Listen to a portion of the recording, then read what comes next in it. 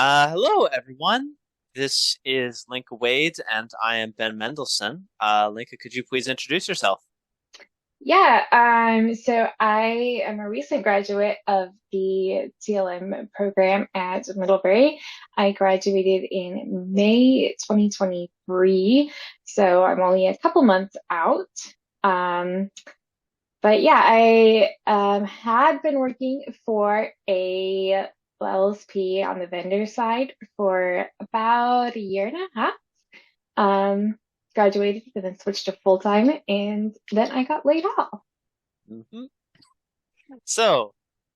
I kind of want to take this in chronological order because there's Yeah. a lot to go through here. So first, why don't you tell me about, how did you get interested in language studies and eventually in localization? Oh, okay. Well, we're taking this way back then. Okay. Um, We could breeze through the beginning of it, but yeah. Let me just tell you my whole life story real quick. No, so I grew up in a military family, and part of that, I spent a chunk of my childhood living in Japan on a military installation. And at the time, the Army was really interested in improving the Army's relationships with Japanese civilians. And so they used the kids living on the post as like little pint-sized diplomats. And we had like a friendship program with local Japanese elementary school and things like that. And part of that was Japanese civilians came onto the installation and taught us Japanese.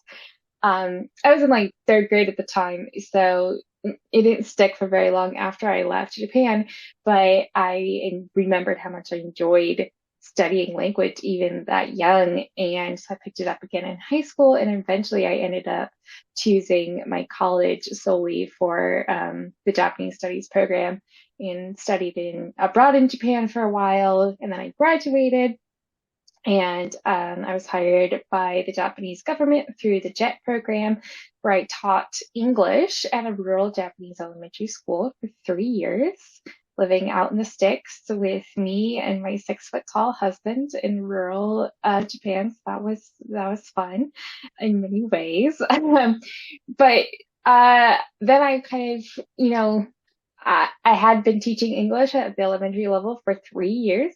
So that's the kids were fun. I loved doing it, but by then I taught the same curriculum 3 years in a row, hmm, and I was bored. Um, so I started, trying to think about what I wanted to do with my Japanese degree. And pretty much the only options were you're either going to be a teacher or you're going to be a translator.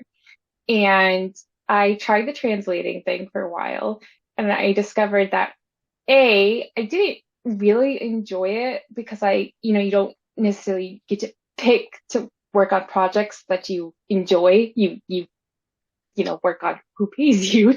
yeah. Um, so sometimes I was stuck doing translation and spending a lot of time focusing on something that I wasn't really interested in. And then the second part of that is I also discovered I wasn't a very good translator. So I was like, okay, maybe Yeah, this path is not for me.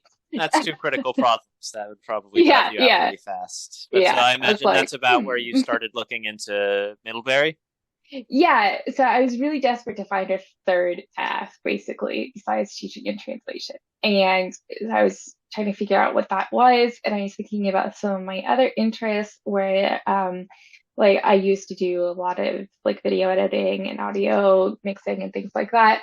And I was like, okay, so I have some multimedia technical skills, and I have language. Like, what in the world could combine those two things? I don't know. And then I looked around, and then this new word that I didn't know came up. That word was localization. And I kind of did some research, read the descriptions of that, and I was like, oh, this is me. This is what I'm supposed to do. Like, this is clearly me. Um, and then, unlike when I was looking for where to go for undergrad, where you like weigh a bunch of different schools and weigh their programs, there was only one school that was doing localization. So that really made it simple. But then I also was already very, very familiar with Monterey because my parents actually live in Monterey, and I had been living in Monterey part time for like 6 years, on and off when I was an undergrad. So I was very familiar with MIST, but I had no idea what localization was So somehow. I guess it all just kind of came together. It's Yeah, the perfect match made in heaven of, yeah, right city, right subject matter, and it all just worked out. yeah, it really was. And then my parents were obviously thrilled because I was like, hey, I have a novel idea. What if I stopped living in rural Japan and I went and lived 5 minutes away from you instead? Wouldn't that be crazy? And they were like, yes, do that. Do it. Go. Yeah, I don't imagine that was a long argument. No, no. They did not really try to talk me out of it. No, quite the opposite. Hmm.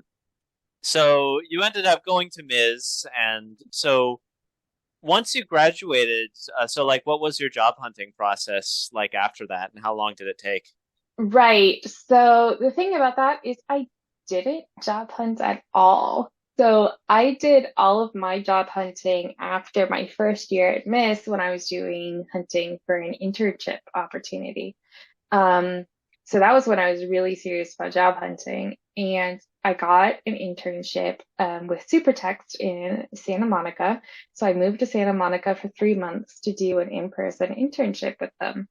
And it went really, really well for me and for them. So much so that when my internship contract ended, they offered me a part-time job to continue doing what I was doing, which was I was a localization project coordinator working under a team of project managers.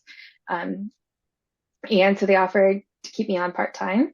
And so throughout my second year at Miss, while I was doing that, I was also working part-time at this LSP Supertext. Um, and then after I graduated, I was hired full-time. Okay. So what exactly did your position entail? And so, like, what were you Mhm. doing there? Yeah, so I did a lot. I did pretty much the technical, like back end day-to-day operations. So, the project managers did all the client facing stuff. So talking about projects, planning scope, talking about SLAs, all that was done through them. And then when we actually received an order and they said, these are our materials, we want it translated into X amount of languages, my job was to take those materials, go through them, make sure they were all prepped for localization, um, prepare translation packages. So that would mean either like setting up the project in Trados and creating a package, or we used a bunch of different CAT tools. So we would sometimes some clients would want it on localized, someone would on SmartLing, XDM, whatever. And then we have a database of freelance linguists that we worked with. And so my job was to prep the files, get all the instructions and information from the client, make sure it's all clear, create the translation package or, create the access to whatever TMS we were using. And then basically hire a freelancer from our database to work on that specific project, negotiate their rights, and then send them all that, and then answer, kind of pretty much triage any queries or issues they had to the respective project manager. And then at the end of the day, make sure we got that translated material back on time through all the steps. You kind of like stack, you have this freelancer doing the translation and this one doing proofreading or whatever. Back in time, all steps done with a solid deliverable, and then I would hand that over to the project manager and they would take it from there. So it sounds like you were juggling a lot of balls there. Yeah, yeah. So it was quite difficult because the way that the company was organized was each project manager was responsible for an array of clients. And their job was to be, the experts on that client and be the main point of contact for each of those, clients in their portfolio. But as a project coordinator's job, my job was to know all the clients and all Ah, their specific workflows. 'Cause they all, of course, had tailored bespoke workflows for them. And so my job was to know everything and be able to fill in for project managers. And yeah, just do all the everyday stuff while they focused on the bigger picture things. all right. So it sounds so basically like they had like an array of kind of lower level project managers that would basically all branch upwards to you, where you were the omni manager that would know everything at the lower levels. I would know everything, but they were all yeah, obviously automation is a good way of putting Mhm. it. Is I knew everybody's clients, but they were all the PMs are still my bosses, so I would still be like, answering to them, but at the same time being like, hey, this other person has this other client. They said this. Um, so I had my fingers in a lot of pies, All basically. right. Everybody's pies. So that no, that's what's dirty. Never mind. So would you say that the skills that you learned at Ms. were like, did they come in handy a lot, or was it kind of a different skill set? Invaluable. Um, like yeah, so when I was first hired as an intern after my first year at Miss, I had the opportunity. Honestly, the most valuable skill for me at that point was just I had had my hands on, translation software. Because in your first, at least the way it was organized, my first year is we took, you know, um, translation technology in that first semester, and that was like, here's this behemoth of a piece of software. I'm talking about Trados. Yep. And here's how to do stuff with it. And so, yeah, when I was hired, so I spent, I had a semester's worth of experience working on these Trados projects. And I knew what XDM looked like on the inside because we had student logins or things like that. So I just already knew these cat tools. And so when I showed up, they had this training schedule. And part of the training schedule was, oh, you're going to shadow PMs and learn how to use Stratos and things like that. And I was like, I already know how. So I skipped so many steps of my planned training schedule, and they were able to use me much more quickly than they had anticipated at all because of my experience at Miss and because I had that background knowledge. Um, and then my second year when I was working part-time, like, that was really interesting because I got to take things I was learning in the classroom and literally turn them around, a couple hours later when I went to work and be like, oh, I can use this here or something. Like the best example I can think of is my second year. I took terminology management course. And at the same time, one of our major clients at work had decided we needed to do a massive, like huge glossary and TM overhaul update thing. This was like a months long project. And I was able to really take a lot of responsibility on that project because at the same time I was taking that terminology management course and that was teaching me so much about glossary management and, um, the absolute enigma that is multi-term. And so I was able to use those tools and then also just that knowledge in my work. And so yeah, being at Miss and having experience with those classes was absolutely invaluable. And the localization professionals who've been in the industry for ages, but before Miss was had a TLM program or just never got the chance to go, they were super interested. They were like, what, how do you learn localization in a classroom setting? They were really, really interested to talk to me about just what was going on at Miss. Yeah, I mean, I can almost hear like the confetti being shot through the room as the second you said, "I know Trados." Yes, yes. They're like, The hallelujah. office party practically started right there. And Yes. I mean, the same thing with terminology, just because I feel like those are skills that, you never even think about if you're entering, a business from a more Oh traditional yeah. corporate backgrounds. Hmm. The Were wild there, thing was okay. with that specific terminology example is like a bunch of the PMs had previous experience doing that kind of like glossary update overhaul thing. Um, but most of them hadn't done it, you know, in years or hadn't had to deal with that kind of thing in years. Meanwhile, I was learning how to do it as we were doing it. So at that time, I was the one who was like the freshest knowledge about this in this whole team of very experienced localization professionals. That was a wild experience. Yeah, no, you're sitting on the bleeding edge of terminology Yeah, yeah. education, essentially. Were pretty there much. any projects at the time that you like? Which one was your favorite to work on, if any?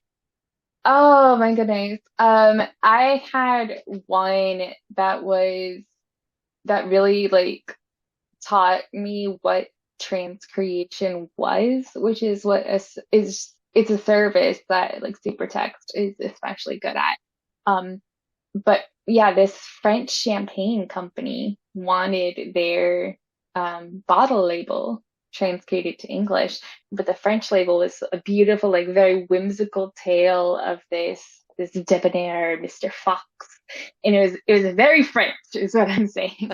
Um, and we translated it and we got it back from our linguist, and we looked at it and we're like, this isn't good enough. And so that was one of the first projects I was actually like in charge of during my internship. And so we sent it back and we came back with like, we're like, okay, we need to focus on the transcreation aspect of this and revise the brief.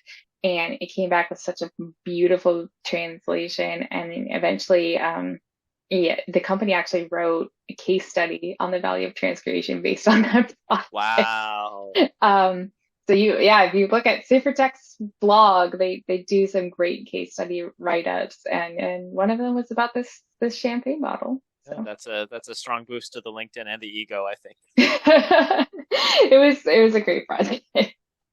So now, kind of fast forwarding again a bit towards the end. So I The remember hearing end. towards the end, yeah, I Yes. remember hearing that Okay. there was a bit of chaos. So Yeah. basically, like once the layoffs started coming through. hmm So what was the work environment like, kind of towards the later stages? 10. Yeah. Yeah, so basically what happened was none of us really knew that it was coming. Like, um, we did know that revenue was down from the projection. And basically, the cause of that is a lot of our major clients were in the tech industry. And as post pandemic, the tech industry in Silicon Valley took some pretty serious blows, and there were mass layoffs across Silicon Valley. So with so many of our clients being in that industry, the ripples had kind of finally reached us of that layoff slash. Um, and so our revenue dropped really steeply, basically. Um, and so we knew that, but we didn't know the layoffs were coming. And yeah, we were a small team already, but it was a pretty hardcore layoff for a small team. I think there were 6 of us that got cut. Um, and so, they gave me my 2 weeks and said, hey, I mean, okay, I wanted to preface this by saying I have no hard feelings at all. Like, um, I massively respect everyone at the Supertext team, and it was the nicest layoff I could have asked for. They were extremely regretful about it and wrote me a lovely recommendation letter to help with my job hunt now. So no hard feelings at all. Um, but yeah, it was basically just what I told you is revenue dropped really steeply. We can't afford to keep on the team at the rate we're at right now. And you have to cut some players. And, you know, at that time I had been working at the company for over a year, but the majority of that was part-time. So I was still one of the most junior people there technically, because at that point I'd only been working there full time, like 2.5 months ish. So yeah. So I guess they were probably trying to prioritize the senior staff, even though you were technically at the center of almost everything by the sound of it. Yeah, you wanted to keep the people who knew the bigger picture, and I was very involved with everything, but I was very involved in like I said, in the very day-to-day operation. So So yeah, like what are you doing now? Have you like or well, so first, like how long ago was this roughly? So I was laid off on September 6th. So that was my last day. So today is October 16th. So Hmm. it has been a little over a month. So have you already jumped back into trying to find a new thing, or are you just taking a little bit of time off? No, I jumped back in like almost immediately. Um, because I'm one of those people, I really thrive off of being busy. So I first told myself like, okay, we're gonna take it easy. We're gonna take some time to regroup. And then I found myself going, so what do I do? Like, I'm not good at taking it easy because then I got antsy and I'm like, I need to do something. Yeah. So part of that was I decided that now that I was laid off and had many hours of my day to fill, it'd be great time to move to a better apartment. So we did that, and that took a lot of my time. So that was good for me. I had a project to manage. I was like, yay, I need a Uh-huh. project. So I did that, but now, yeah, now I'm just job hunting. Yeah, I guess you could call it almost the curse of the graduate student that you feel like you have to be doing something constantly. Yes, yeah, Postmates especially. I'm not good at having free time because I feel like I'm forgetting something. I like missing some. Like surely there must be something due. Uh, right. It's like the lingering feeling of deadlines. I feel like there Yep. should be a French word for that or something. Oh, there probably is, There probably is. or some German word, something that Yeah. works. So last thing, do you have any kind of general advice for people looking to get into the localization industry? Um, I think the best thing I can advise is do not skimp on the technical skills because I think that is the easiest thing to prove about yourself. And then, like I said, with when I started as an intern, the fact that I was able to skip so much of that training that they had scheduled and I was able to go to work on much more, bigger projects than they had originally anticipated. And I was able to do that because I had the technical skills in those CAT tools. So not only is it the easiest thing to put on your resume because you don't have to like really justify it. You can say, I know how to use Stratos. And you're like, check. Um, uh, but yeah, I think even when you're not using, even if you're in a role where you're not using, that kind of software on a daily basis, just knowing how things work and just having the knowledge of how every step works and what, those jobs look like and the issues that can be encountered. I think that gives you so much perspective um, of the industry as a whole. I think that's something that MIST does really, really well is gives you the opportunity to take a lot of courses that teach you different aspects of the localization industry.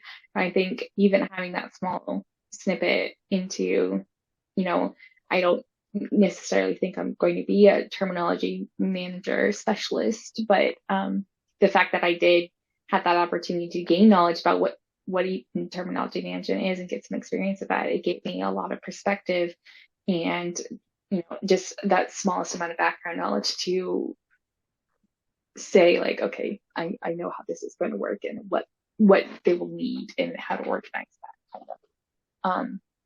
So yeah, I think getting perspective on many different parts of the localization industry and having technical skills that you can definitively say you have makes you more employable. All right. I think that'll be all. Thank you very much for your time. Yes, it was wonderful talking to you.